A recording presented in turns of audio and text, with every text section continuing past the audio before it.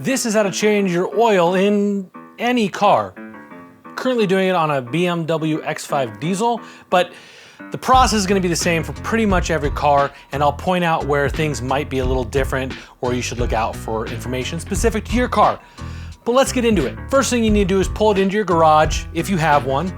Otherwise, you can just park it on your driveway. Then you can use either a jack to lift up the front of the car, or I really love to use these ramps to do any kind of repairs that aren't involving the wheels or suspension. Once you got it parked on there, you want to activate your parking brake.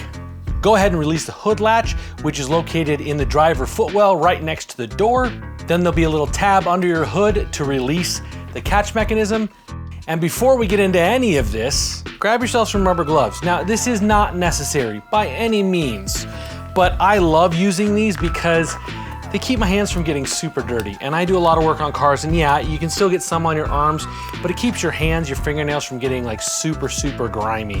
So I love to use these guys. These ones I got from Costco, but I'll put links in the description below for ones that are very similar or the same stuff as these ones. Some cars may have trim pieces that you have to take off to access the filler hole for the oil. In this case, it doesn't, so I'm just gonna go ahead and turn this to open it up.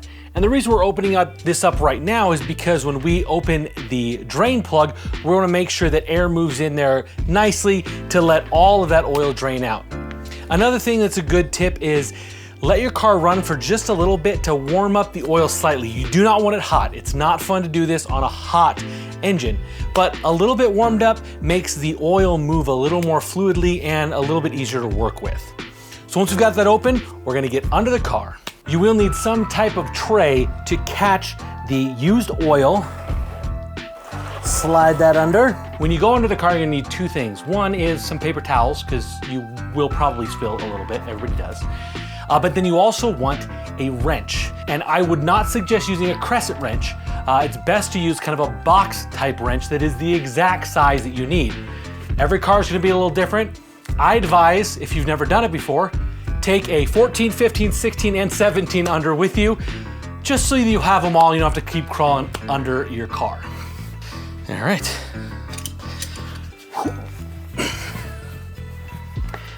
Now sometimes you'll have panels on the bottom of the car that need to be removed. In this case, we really don't have any because our bolt is exposed right here. See, we've got a little bit of a leak going on there. Just to make my life a little simpler, I'm gonna wipe this off real quick. I think it's 17 on this one. Yep. I've done a lot of car repairs in my days, and really this bolt is usually between 14 and 17 millimeters, commonly 15, but every car is different, every manufacturer is a little different. I actually have a 2019 Tiguan that does not use a bolt at all. It has a special plastic plug. I'll actually show you guys real quick here what that looks like.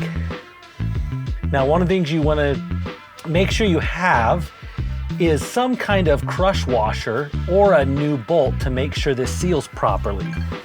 Now, when you remove this bolt, it's going to make a little bit of a mess. So you want to make sure that your pan is lined up properly under there. And when you open it, it's gonna spill some. It always does. So I like to have a paper towel on the ready. And as soon as it starts to come out, you see it start to leak a little bit. We know it's about to come out. So there we go. Oh, perfect. Now, if you have a oil pan that doesn't drain directly down but kind of back, always shift your oil pan back a little bit so if the hole is like right here and it's shooting straight back, you're gonna want to push that back because it's gonna shoot kind of out and down. And so you don't want it to miss your pan. And then you actually have to move it around a little bit as that stream will kind of get lower and lower. So while we're letting that drain, we're gonna go ahead and swap out the oil filter. Now, not every car is this way, but all of my cars currently have the oil filter accessible from the engine bay, which is kind of a newer thing. Used to be they were always down under the engine, usually by like a wheel well or just behind at the back of the engine. So if you're ever wondering where your oil filter is, just Google the year, make and model of your car, and then oil filter location. And there's usually some kind of video or post that shows where it's located. Now, when you're purchasing your oil filter and your oil, if you're at an AutoZone or some kind of auto parts store, they will have a book that tells you which kind of oil filter you need for your car. They'll also have a book that shows what kind of air filter you need. And my opening of this oil filter caused it to run more down at the bottom. So I'm gonna let it run for a second before I pull this off.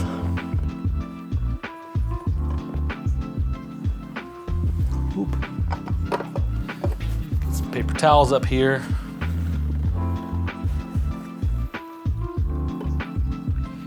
Now normally the filter comes out with it. In this case, it did not want to move right away.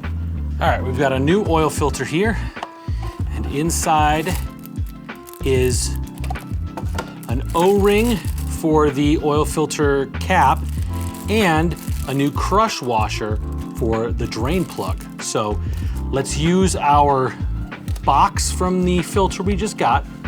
Put a little paper towel in there. Let's lift this filter off. To not make a mess, we're gonna put it right in this box, and then we're gonna dispose of it. And before I put the new filter in, I am going to take out this fresh O-ring. Make sure not to lose the crush washer there that we're gonna use for our drain plug. And let's swap out the old O-ring, which is right here. Pick tools are super helpful when you're taking off O-rings or things that are kind of like, they just wanna kind of bounce back. We'll just set that off the side. And it's often a good time to make sure you lube up the new O-ring a little bit. So I'll just take some oil from someplace else on this part here and just kind of get a little bit of oil on that O-ring just so that it seals up real nice.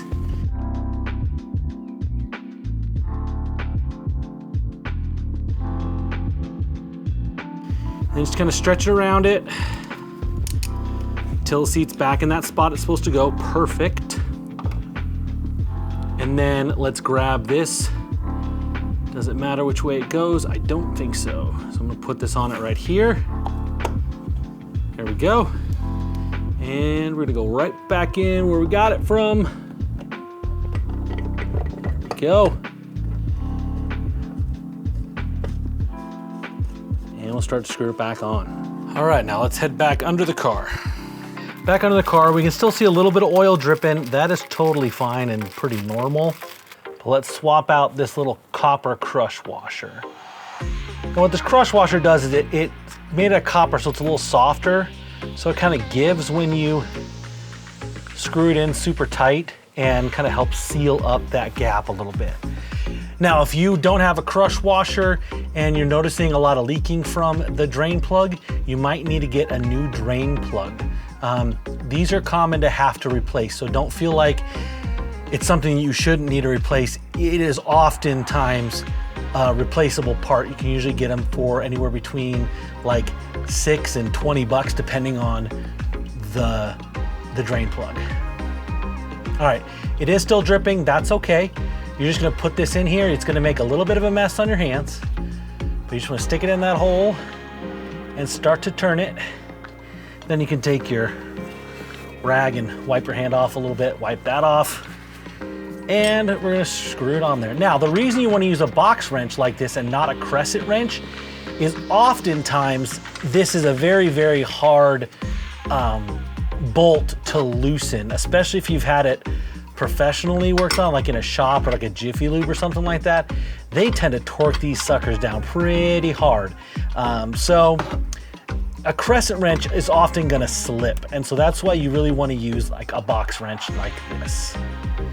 Now, there are torque specs to these guys, but in my experience, just a good strong tug, and once it kind of stops moving from a good strong tug, you're pretty well set.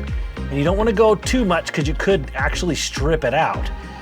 But in this case, I actually wanna go there to where I feel like it crushed that washer a little bit. So there we go. Now, if you removed any panels from under the car, you're gonna wanna put those back on at this point in time. then with your drain pan, just pull it forward a little bit, not super far, because we're gonna deal with that once we have the car moved out of the way, because that's messy to deal with. Now, to fill your oil, you wanna use some kind of funnel, otherwise it will make a mess, a big mess. Now, if you're not sure what type of oil your car uses or how much it uses, just go ahead and go to Google and search for your year, make, model, X5, X-Drive, 35D because this is a diesel version, oil type. Let's start there. And it's saying that we need 5W30 or 0W30. And the numbers on the oil are its cold weight or its viscosity and its hot viscosity. So the 5W or the 0W or the 10W or the 20W has to do with how thick the oil is when it's cold. And the other number has to do with how thick or thin it is when it's hot. This has to do with how it's running through the channels of your engine, so use what is recommended by the manufacturer. In this case, 0W30 or 5W30. I personally like to use the heavier weight on an older engine like this. Just as parts get looser in the engine, I feel like the thicker weight coats things better. That's just my personal preference. Do what you will, but 5W30, and then let's go back up and oil capacity. And this is saying that the X5 3-liter 6-cylinder diesel uses 7.7 quarts. It's quite a bit. I have here 2 5-quart jugs of 5W30 Mobil 1 oil. I personally like using name brands on the German vehicles. If you have like a Honda or a Ford or something like that that's maybe not as complicated as a German engine is, you can definitely use just the Pennzoil or kind of whatever is there at AutoZone. They oftentimes at the auto parts place have sales, combo sales of oil and filter combinations that make it a lot cheaper. So make sure you check for those sales when you go in and buy the oil and oil filter pairings. Now we're just filling this up. We already know we've put the drain plug back in, the oil filter's back in, so nothing's gonna leak out, or shouldn't leak out. We know this is 5 quarts, so we know we're gonna put all of this jug in, and we're gonna put part of the next one in. Now, I find that I can get the oil cheaper by buying these bigger jugs, and although I'm not gonna use all of it, what I do is I save the partial jug for the next time I work on the car. So I kind of always have a little bit of extra oil floating around my shop. There we go. And we're gonna put the lid on this and set it off to the side. We're actually gonna use this to get rid of the old oil that we took out. So we're gonna set this off to the side for now. So we need 2.2 quarts of this stuff. And on the back side of the jug, there's a little gauge here that you can kind of see the oil level. Right now it's sitting right about there, which is 5 quarts. So we want to bring it down to just above the 2 quart level. So we're going to pour it in for a little bit, and then we're going to check our level and see how that's doing. Let's see, we are sitting just above 3. So we want to get to just a little bit above 2. Now sometimes you might not use all of the capacity of what the manufacturer says, because sometimes there's oil that's left in the engine that doesn't work its way completely out. So sometimes you won't use the full, in this case 7.7. You will want to check your oil level. And most cars have a dipstick, which is usually like a little yellow loop somewhere around the side or the front of the engine that's pretty accessible. None of my cars have a dipstick. All of my cars use electronic monitoring. They have a electronic sensor inside the oil tank. So this car does, I don't have any cars to show you that exactly, but basically what you want to do to check your oil level is get your car off of the lift, set it level on the ground, start it, let it run for a couple minutes, then turn it off and wait a couple of minutes for the oil to settle. You're gonna pull out your dipstick, you're gonna wipe it clean. You're gonna stick the dipstick back in and pull it out and look at the dipstick to have it tell you if you need to add more or you've got enough in there, but anywhere between the minimum and maximum range, you are fine and good to go. If it's under the minimum, go ahead and add a little bit of oil. The other thing you always wanna check when you are doing your oil is check your air filter. Now this is the air filter that feeds air to the engine. In this case, it's being pulled up through here from the front of the car into here and then out of here into the actual engine. It's gonna be a couple different places. It might be off to the side, but it's always kind of a little boxy area. This one's very difficult to get at, but this is your air filter. So you wanna check it every time, even though you don't need to replace it every time. So you just wanna kind of pull it up and take a look at it. In this case, that's pretty dirty. So I'm gonna go ahead and swap this one out for a new one. This is what you do with the extra oil. And I suggest doing this into like another container of some kind because you will spill. It is inevitable. You're gonna very carefully lift this up and there's usually a pour spout someplace on these guys and carefully start pouring it in. Don't let it go crazy. And just know that there is more oil in this pan. Oops, see, there I go, I spilled. There's more oil in this pan than there is room in that jug, because remember, we replaced about 7.5, almost 8 quarts of oil. So this is going to fill up this 5-quart jug. Once it does, we'll seal it up and we'll grab another one. That same gauge that told you how much oil you had left, you can use that to monitor how full this is. Like I said, this is a messy process, so doing it inside of another container or in a cardboard box or something like that will be very, very helpful. Okay, I think that's about it for this one. Just wipe this off real quick so I can set it down. Set this off the side. Paper towels to wipe up. And then, what do you do with the used oil?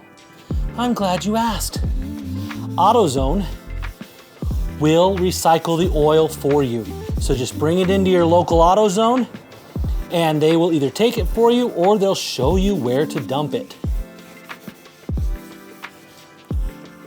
Well, I hope this video gives you the confidence to change the oil, do a little wrenching on your own car, save yourself a little money, and mostly just give yourself some pride that you accomplished something you didn't know you could do. Thanks for watching. I'll see you next time.